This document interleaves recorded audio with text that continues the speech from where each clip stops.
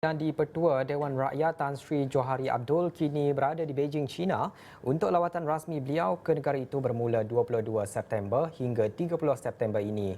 Wartawan Esrawani Firdaus Azil kini berada di sana bagi mengikuti perkembangan lawatan tersebut. Dan apa yang boleh dikongsikan untuk sesi lawatan hari ini? Firdaus, teruskan.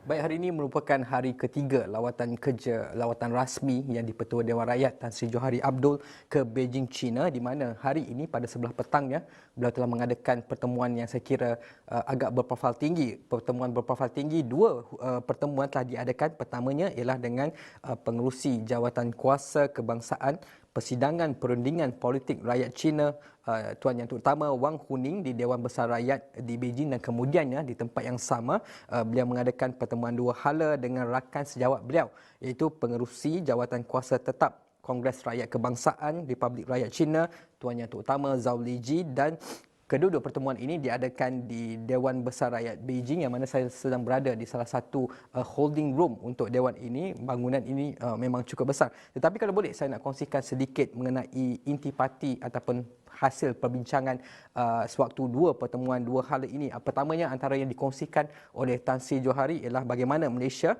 menganggap China sebagai rakan kongsi yang sangat penting dan sangat menghargai hubungan diplomatik dengan China, kerana ini susulan kerana kedua-dua negara telah membina hubungan yang kuat dan besar sejak 5 dekad yang lalu. Dan Tan Sri Johari mengatakan bahawa Malaysia bersedia untuk bekerjasama dengan China untuk menggalakkan lagi pertukaran rakyat ke rakyat ataupun people to people yang lebih besar ketika dua-dua negara menandakan sambutan ulang tahun ke-50 penubuhan hubungan diplomatik yang akan berlangsung pada tahun hadapan.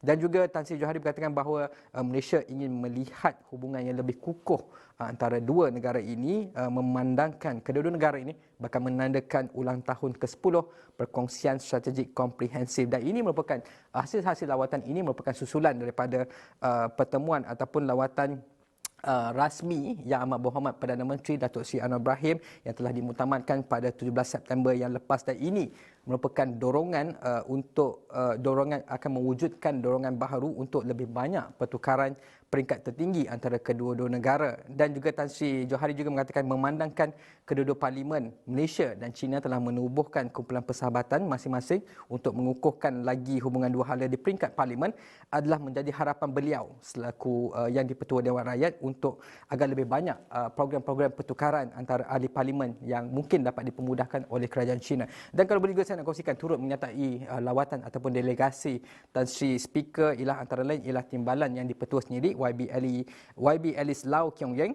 Ahli Jawatan Kuasa Pilihan Khas Pembinaan Negara Bangsa Pendidikan dan Pembangunan Sumber Manusia YBM Kulasegaran, Ahli Jawatan Kuasa Pilihan Khas Kewangan dan Ekonomi Datuk Awang bin Hashim, serta Ahli Kumpulan Parlimen Rentas Parti Malaysia Matlamat Pembangunan Mampan YB Chiu Chun Man. Itu merupakan antara ataupun hari ketiga lawatan rasmi Yang di-Pertua Dewan Rakyat ke Beijing. Dan sebelah-sebelah esoknya pula, saya kira kalau berdasarkan jadual, banyak pertemuan yang telah dijadualkan untuk Tan Sri, di mana beliau akan berjumpa dengan pemain-pemain industri dan juga syarikat-syarikat besar yang ternama di China seperti Huawei dan sebagainya. Itu akan kita kongsikan dalam buletin-buletin awal ini, dan juga mungkin melalui platform astroawani.com.